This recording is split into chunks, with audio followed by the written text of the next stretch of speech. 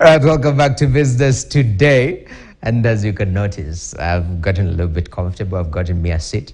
And also joining us on this panel is Dr. Tobias Olweni. Daktari. Yes. Ulikuwa umepotelea wapi bwana? Nimepotelea na jam. Traffic, yeah? Yeah, traffic. Anyway, welcome. We're glad you've made it. Thank you. Yeah, welcome to the show. Just before the break, we were talking about new taxation measures that have been introduced. And I wanted us to touch a little bit on some of the structural changes that the government is trying to implement to collect more.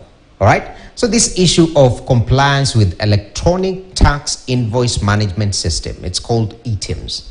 Now, they are doubling the penalty to twice the amount tax due. They initially will pay up to 100,000 shillings.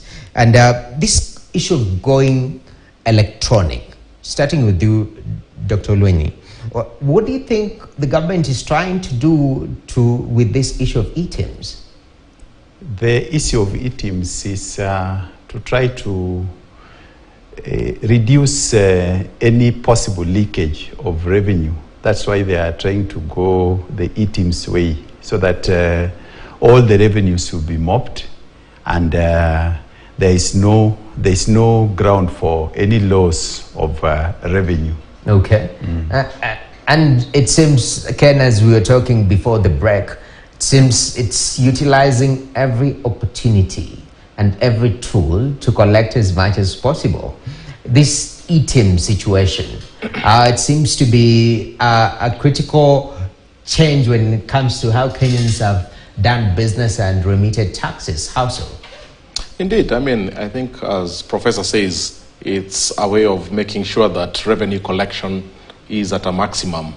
But, you know, when you reflect on what the principles of taxation are, what Adam Smith really recorded in The Wealth of Nations, a good tax policies should be just, should be proportionate, but most importantly should be convenient, easy. So when you have to ask ourselves, are we putting up significant technological systems because our tax policies are advocating taxes that are very complicated, very hard to collect, and the reason that we have to now put all these systems. So the issue of cost administration, tax administration becomes a big issue, because yes, you can levy taxes on this, but the cost of administering it becomes so expensive that you miss the third objective of convenience to you. So I think it also speaks to really reflecting on our tax policies. Our tax policies speaking to taxes that are convenient and easy, or are we really loading huge burdensome approaches towards revenue collection? Okay. So there was, of course, KRA was given more power. That's why utilization of this particular tool of eTIMS is coming through. And this was in regards to a new act where it gives KRA the power to establish an electronic tax system through which electronic tax invoices must be issued and records of stocks kept for purposes of tax compliance. Now, those who fail to comply with the eTIMS, that's the electronic tax invoice management systems, which requires businesses to issue electronic invoices, will be slapped with a stiffer fine of paying up to 2 times the value of tax due up from the current penalty of 100,000 shillings. And Dr. It seems so intrusive in a way, because now essentially your whole system and how your stock moves and how you sell should be reflected to KRA, which is a good thing for the taxpayer. Does this impact the culture, how we do business? Yes, it does, because we have not been used to where everybody is seeing what you are doing in your small closet. It does, because we will be feeling the heat. Most Kenyans are not that they've not been doing business where someone is seeing everything that they are doing. And so it will be calling for a culture change. And first of all, it's a culture shock to the business community. And so, as usual, in terms of responding to change, it might take time because people are always resistant to change in every matter that happens. Okay. Yeah. Ken, does this feel a little bit intrusive? And also considering that we've had this discussion over time and again about our economy being very informal. And sometimes, even if you're targeting money transactions, now when you enter Matatu, you're told no M-Pesa allowed here. Now you have to pay cash, and people resorting to alternative ways. Is there a finer balance that the government needs to approach this? And with these eTIMS, do you feel there is that element of intrusiveness, or it is perfectly welcomed by the business community? I do feel like there is a level of intrusiveness that can infringe on personal freedoms.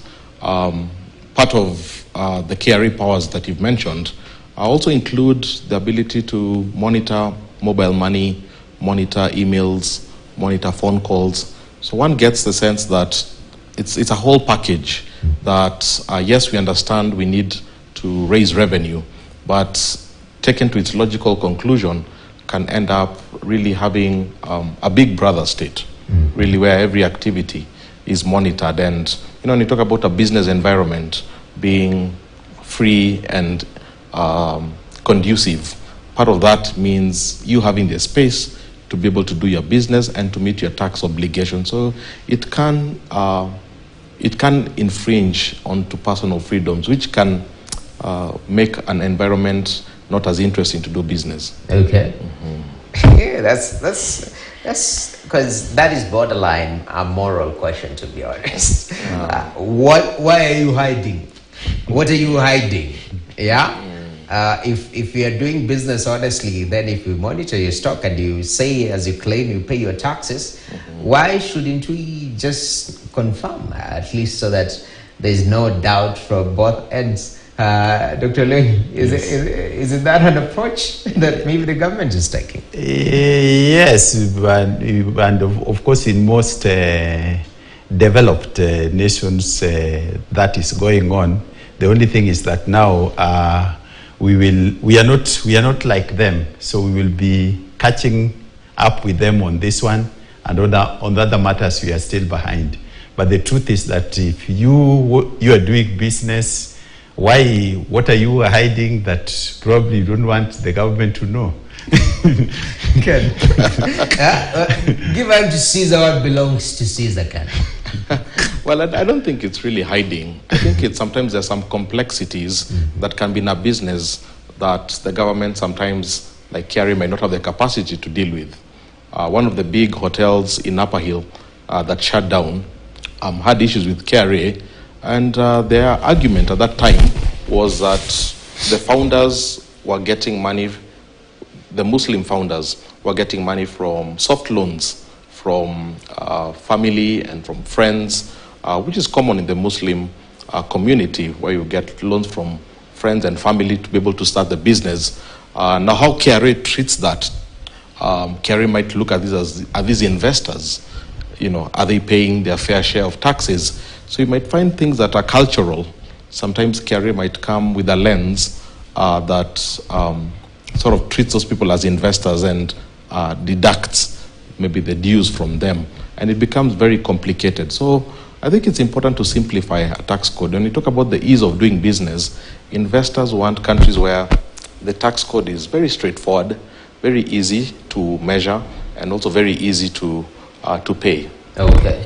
That is quite interesting to note. But I want us to